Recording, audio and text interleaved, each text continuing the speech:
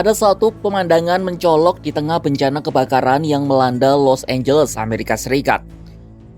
Sahabat Kompas.com mungkin pernah melihat petugas pemadam kebakaran Amerika Serikat menjatuhkan bubuk atau zat kimia berwarna pink di sekitar area kebakaran. Banyak foto atau video yang terkait hal ini.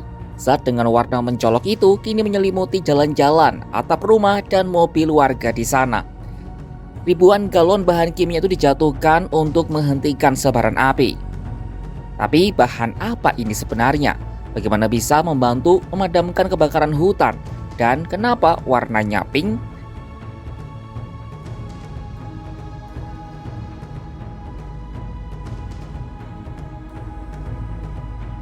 Mari kita berkenalan dengan zat pink yang jago memadamkan api ini. Jadi bahan kimia ini bernama Phosgene dan dijual oleh perusahaan Perimeter. Zat ini sudah digunakan untuk memadamkan api di Amerika Serikat sejak tahun 1963. Bahkan nggak cuma di Washington aja, Phosgene menjadi zat penghambat api yang paling banyak dipakai di dunia pada tahun 2022. Lantas terbuat dari apa sebenarnya bubuk ini? Jadi formula utuh produk Phosgene tidak diketahui publik karena menjadi rahasia perusahaan. Tetapi Perimeter selaku produsen pernah menyatakan kalau produk mereka dibuat dari 80% air, 14% garam jenis pupuk, serta 6% zat pewarna dan penghambat korosi. Tapi kenapa warnanya harus merah muda alias pink? Jadi Perimeter bilang warna merah muda sengaja dipilih supaya mencolok, sehingga dapat menjadi alat bantu visual bagi pilot dan petugas pemadam kebakaran. Intinya biar gampang terlihat sudah tersebar di mana saja. Tapi setelah beberapa hari terpapar sinar matahari, warnanya akan memudar menjadi warna tanah. Dikutip dari laman resmi Perimeter, ada 5 varian Phosgene sebagai berikut. Dari 5 jenis itu ada Phosgene dengan viskositas rendah dan sedang. Semakin rendah viskositasnya, artinya semakin cair.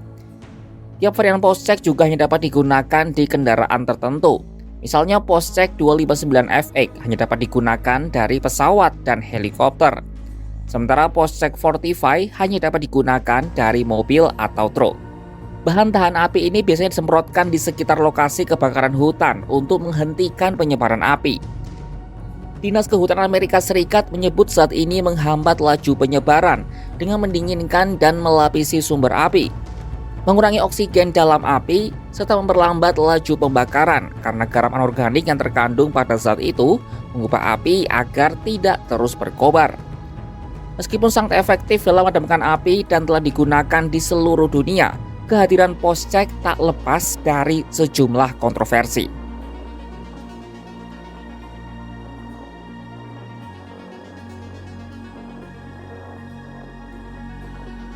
Penggunaan bahan kimia tahan api ini sempat menjadi kontroversi, terutama soal dampak yang ditimbulkan terhadap lingkungan. Tahun 2022, sebuah organisasi bernama Forest Service Employee for Environmental Ethics menuding Dinas Kehutanan AS melanggar Undang-Undang Air Bersih dengan membuang Phosgene dari pesawat ke hutan. Gugatan ini menyatakan bahan kimia tersebut telah membunuh ikan dan tidak efektif. Tahun 2023, seorang hakim distrik AS setuju dengan organisasi tersebut.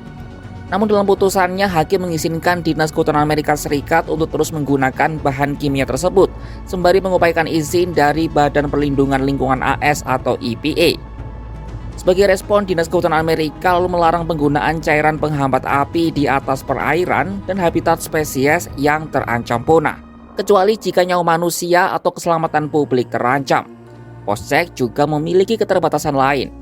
Misalnya jika terjadi angin kencang, maka penerbangan di ketinggian rendah menjadi sangat berbahaya.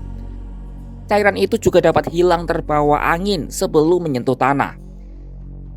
Di luar resikonya, penggunaan bahan ini sangat penting untuk memadamkan kebakaran hutan karena bencana itu menyebabkan resiko yang jauh lebih besar. Apalagi dalam kasus kebakaran di Los Angeles, tim pemadam mau tidak mau harus mengerahkan segala sumber daya yang mereka miliki untuk memadamkan api. Life-threatening and destructive and widespread winds are already here. For this significant wind event, we are taking an aggressive lean-forward posture, and the LAFD has staffed all available resources, strategically placing fire patrols and engines in the unimpacted high fire risk areas in the city. Hingga Selasa 14 Januari 2025, api di Lydia, Kenneth, Archer, dan Sunset sudah berhasil dikendalikan. Tetapi kebakaran pertama di Palisade belum kunjung padam. Cal Fire mengungkap baru 14% kebakaran di Palisade yang sudah tertangani. Sementara kebakaran terbesar kedua di Eaton baru dipadamkan sebanyak 33%. Post-check bukan sembarang bubuk pink biasa. Bubuk ini menjadi senjata untuk menghentikan amukan si jago merah, tak hanya di Amerika Serikat, tapi juga di seluruh dunia. Keberadaannya begitu dibutuhkan untuk mengatasi kebakaran hebat yang melanda Los Angeles. Memang kehadiran post-check sempat mengundang kontroversi, terutama soal dampaknya ke lingkungan. Namun di luar resiko dan keterbatasannya, bubuk ini perlu untuk mengatasi kebakaran hutan yang jauh lebih mematikan. Saksikan perkembangan terkini seputar kebakaran di Los Angeles hanya di kanal YouTube Kompas.com.